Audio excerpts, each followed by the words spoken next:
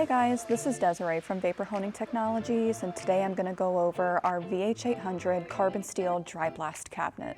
This cabinet has an ample internal workspace of 33 by 30 by 28. This can be siphon or pressure pot. A pressure pot requires a dust collector and a reclaimer. The siphon can also have a dust collector and a reclaimer. We're also testing out some HDPE sandblasters that we hope to introduce in the future. Now, with all pieces of equipment, we understand that you can get a cheap, similar-sized cabinet elsewhere, but just keep in mind of the poor construction, such as a bolt-together design, while this is welded together. There's also bad door seals, bad lighting, and poor support. Troubleshooting Technologies offers around-the-clock customer support and technical and troubleshooting support Monday through Friday with no hold time to avoid any downtime in your business.